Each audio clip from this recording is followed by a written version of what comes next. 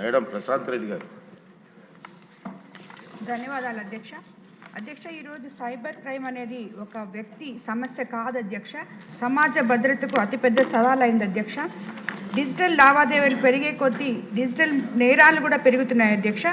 ప్రజల అమాయకత్వాన్ని ఆయుధంగా చేసుకుని సైబర్ నేరగాళ్లు రెచ్చిపోతున్నారు అధ్యక్ష. ముఖ్యంగా గ్రామీణ ప్రాంతాల్లో part time jobs, trading, matrimony పేరుతో నిలువు దోపిడీ చేస్తున్నారు అధ్యక్ష. ఓటీపీ, కేవైసీ పేరుతో మోసాలు, social media account hacking, fake job, lottery investment స్కామ్లు, డిజిటల్ అరెస్ట్ పేరుతో బెదిరింపులు, ఇవన్నీ ఇప్పుడు సాధారణ వార్తలుగా మారిపోయాయి అధ్యక్ష. కానీ బాధిత కుటుంబాలకు ఇవి జీవితాంతం మర్చిపోలేని గాయాలుగా మిగిలిపోతున్నాయి అధ్యక్ష. రోజు వందల మంది ఓటీపీ మోసాలు, ఫేక్ లింకులు, డిజిటల్ అరెస్ట్ స్కామ్లకు బలవుతున్నారు అధ్యక్ష. కష్టపడి సంపాదించిన డబ్బు నిమిషాల్లో మాయమైపోతుంది అధ్యక్ష. నెల్లూరు జిల్లా కోవూరులో నియోజకవర్గంలో మా నియోజకవర్గంలో గ్రామానికి చెందిన స్వయం సహాయక సంఘ మహిళకు పార్ట్ టైం జాబ్ పేరుతో ఒక మెసేజ్ వచ్చింది అధ్యక్ష. రోజుకు 2000 వస్తుందని చెప్పి చిన్న చిన్న టాస్కులు చేయించారు. అలాగే తర్వాత కేవైసీ అప్డేట్ చేయాలని చెప్పి ఒక లింక్ పంపించారు అధ్యక్ష. ఆమె అమాయకంగా ఓటీపీ చెప్పగానే ఖాతాలో ఉన్న 2 లక్షలు నిమిషంలో మాయమైపోయాయి అధ్యక్ష.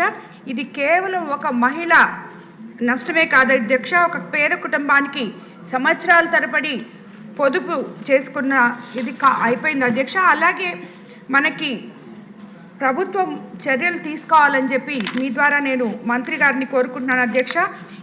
24/7 కాల్ సెంటర్ ఏర్పాటు చేసి ప్రతి జిల్లాలో సైబర్ క్రైమ్ సెల్ని బలోపేతం చేయాలి. ఫిర్యాదు చేసిన వెంటనే ఫాస్ట్ ట్రాక్ యాక్షన్ సిస్టమ్ ఉండాలి అధ్యక్ష. అలాగే బ్యాంకులు, టెలికాం కంపెనీలతో స్ట్రాంగ్ కోఆర్డినేషన్ ఉండాలి అధ్యక్ష. సైబర్ నేరాలపై శిక్షలు కఠినంగా అమలు చేయాలి అధ్యక్ష. ప్రజలకు విస్తృత అవగాహన కార్యక్రమాలు కల్పించాలి అధ్యక్ష.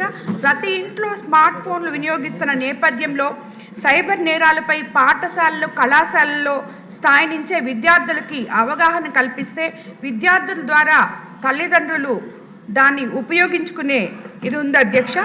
ఈరోజు ఈ శాసనసభ వేదిక ద్వారా రాష్ట్ర ప్రజలందరికీ ఒక ముఖ్యమైన విజ్ఞప్తి చేయాలనుకున్నాను అధ్యక్ష. సైబర్ క్రైమ్ ఎప్పుడు నగరాలకే పరిమితం కాదు, గ్రామాలకి పట్టణాలకు ఉన్న తేడా లేకుండా ప్రతి కుటుంబాన్ని ప్రభావితం చేస్తున్న ఈ నిమిషంలో ప్రతి ఒక్కరు కూడా నేరం జరగగానే వెంటనే వాళ్ళకి పోలీస్కి కంప్లైంట్ చేయాలని, అలాగే ప్రతి దగ్గర కూడా ఈ అవగాహన సదస్సులు ప్రజల లోపలికి తీసుకెళ్లాలని మీ ద్వారా మంత్రి గారిని కోరుకుంటున్నాను అధ్యక్ష. ధన్యవాదాలు అధ్యక్ష. ఋషి గారు, ఇష్యూ చాలా సీరియస్ ఇష్యూ అమ్మా.